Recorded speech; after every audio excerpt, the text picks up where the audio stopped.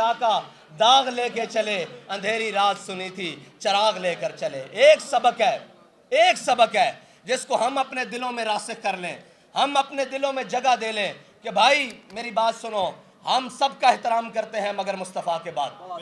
बिल्कुल ये अटल बात है। अगर इसके ऊपर कोई हर्फ आएगा, ना हम अपना माल देखेंगे, ना जान देखेंगे, ना इज्जत देखेंगे, ना दौलत देखेंगे, ना वतन देखेंगे, ना वतन की हदें देखेंगे, क्योंकि हर मुल्क के मायस के हर मुल्क मिल के खुदाए मायस।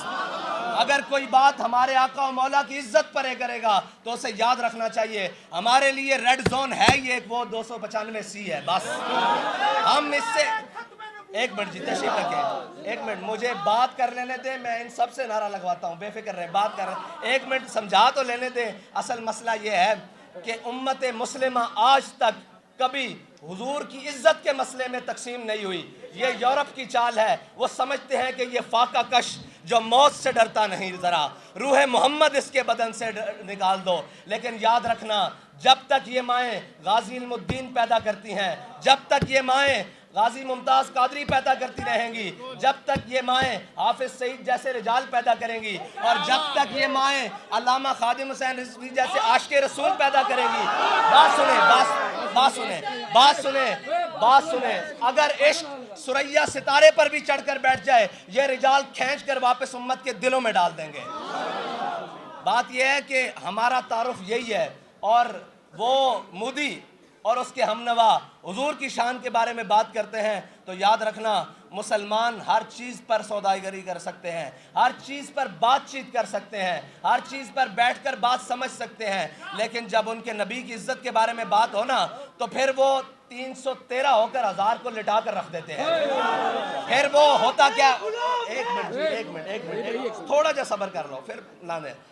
अगर ये भी मौका बन जाए कि गाजी इल्मुद्दीन शहीद को जब शहीद कर दिया गया, जनाजा हो गया, जनाजे में तो फिर मंजर ही और जनाब आशिक का जनाजा है, ज़रा धूम से निकले।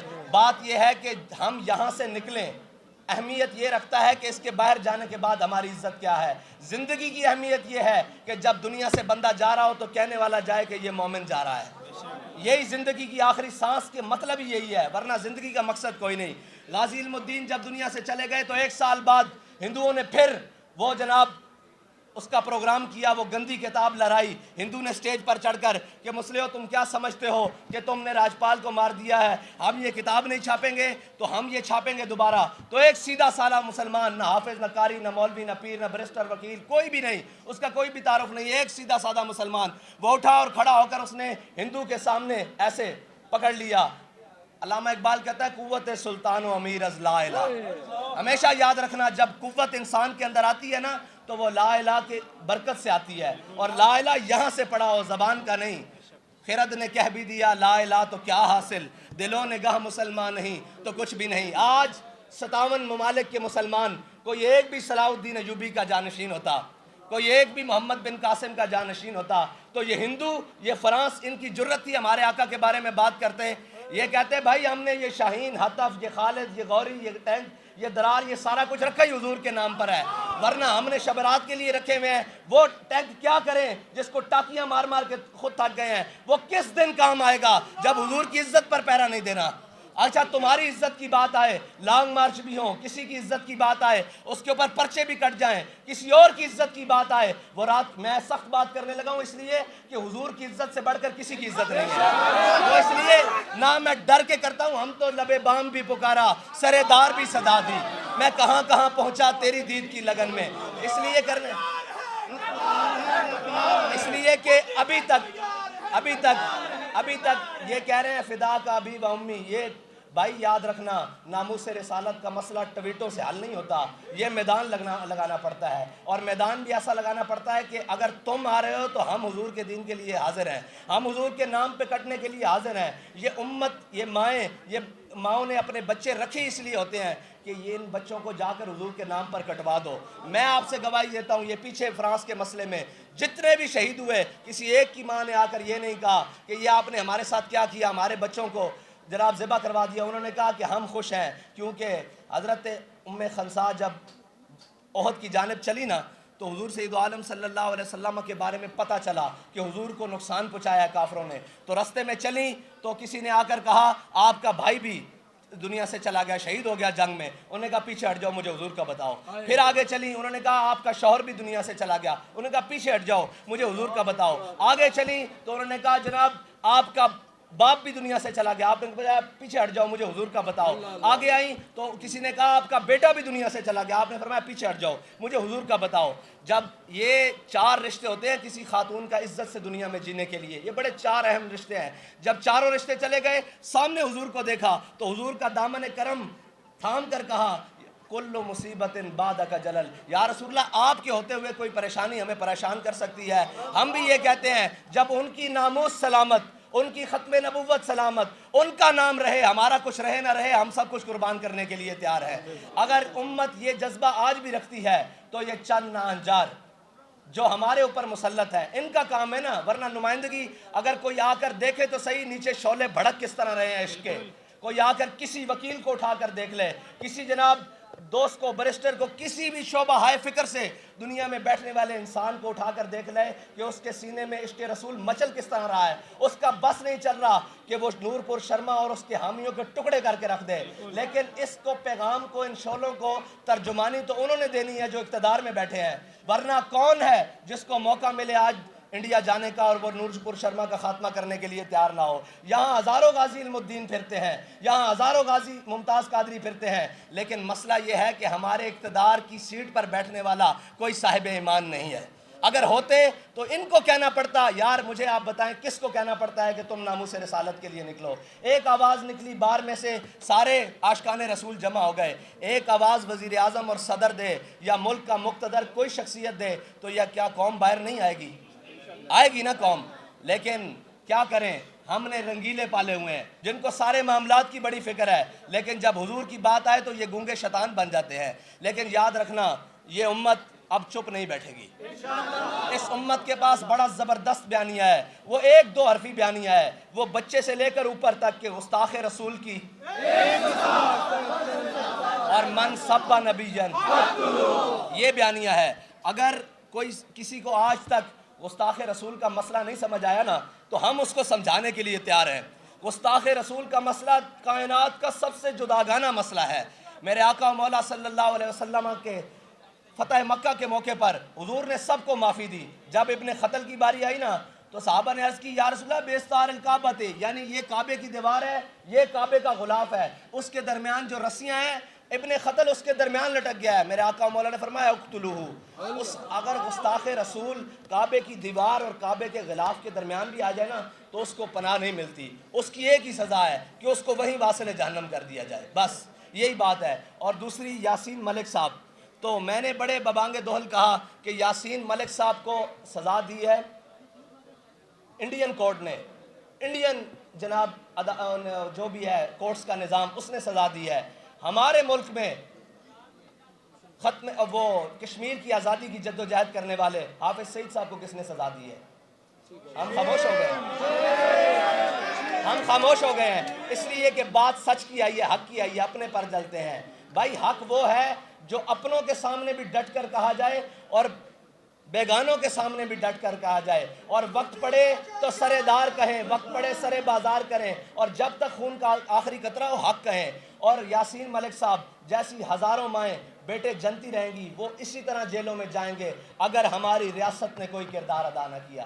بھائی لوگوں کے بچے تو مروانے کے لیے نہیں ہے نا، جن کو پالا تھا کشمیر کی آزادی کے لیے وہ آج کہاں ہیں؟ ان کا کام تھا لڑنے کے لیے، وہ لڑے، ان کو جو زخم لگے گا وہ ہم اپنے خون سے بھریں گے. لیکن مسئلہ یہ ہے کہ قوم کے بچے آگے لگا کر اور پیچھے سے بھاگ جانا یہ دلیری نہیں ہوتی. لیڈر تو وہ ہوتے ہیں جو خود میدان عمل میں رہتے ہیں.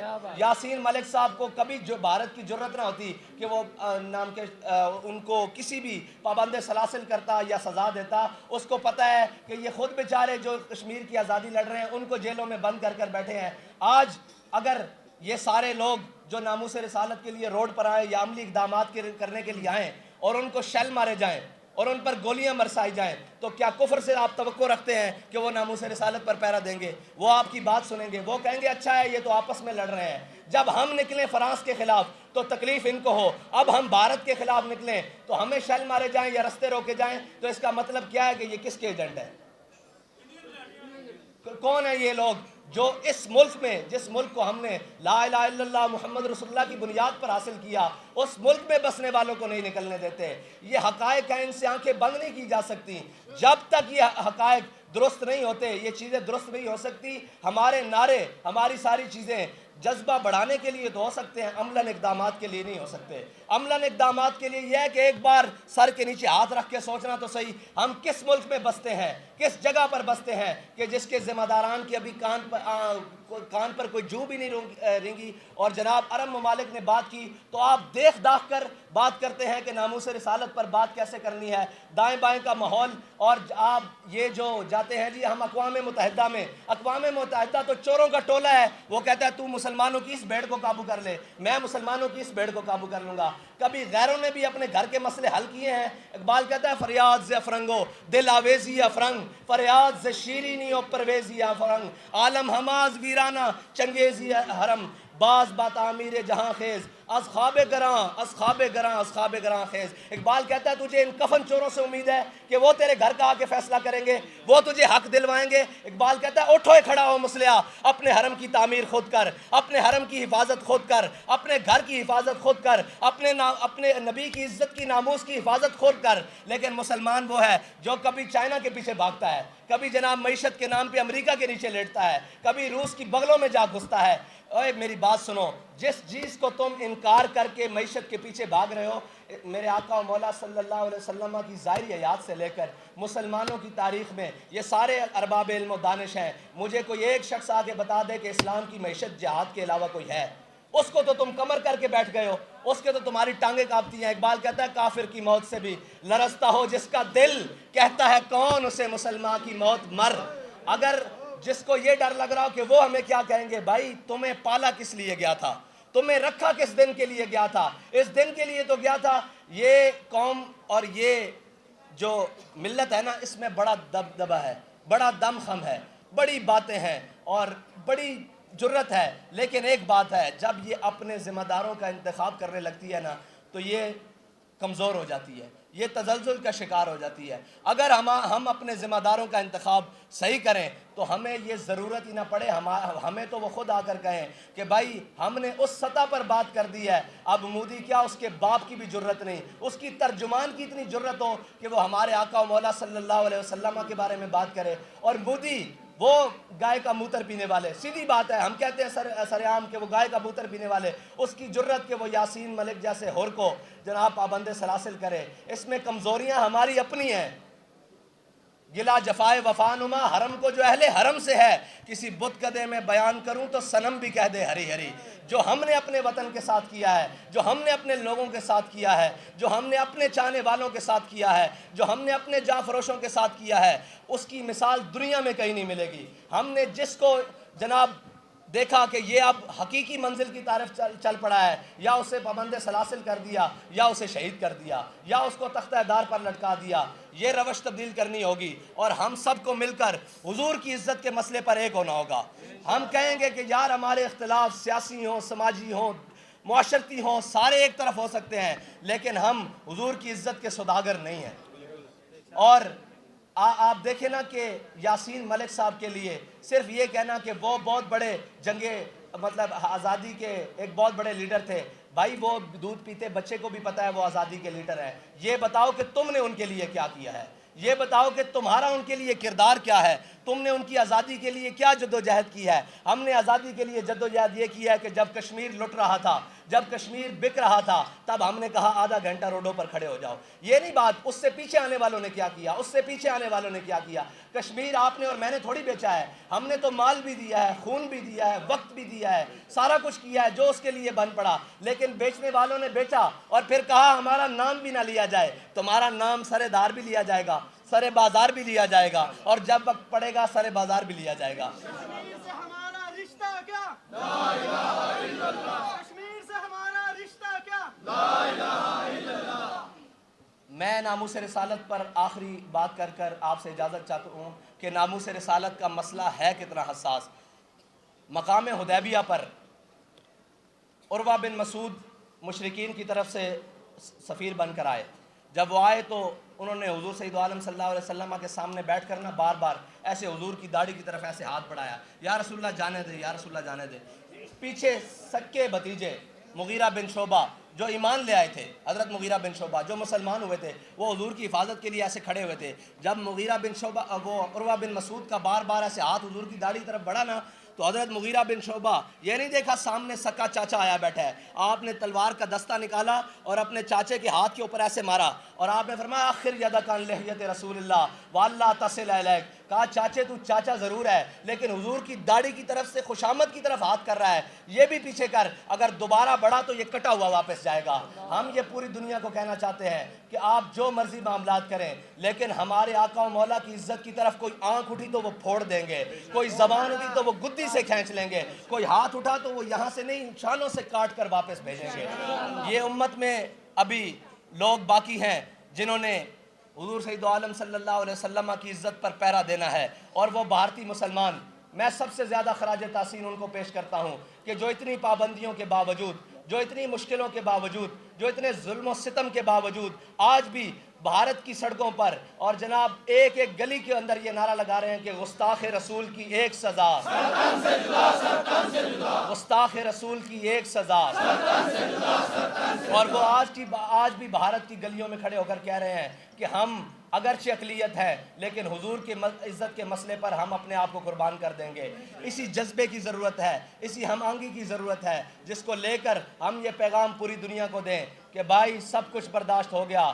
ہم اس بات سبق کو پڑھ چکے ہیں کہ ادب گاہیس زیر آسماں از عرش نازک تر نفس گم کردہ می آیت جنید و با یزیدی جا. اللہ تعالیٰ مجھے اور آپ کو عمل کی توفیق عطا فرمائے, اور ہماری سیاسی اور عسکری قیادت کو امریکہ اور نیٹو کی غلامی سے نکال کر حضور کی غلامی عطا فرمائے. وآخر دعوانا الحمدللہ رب العالمین.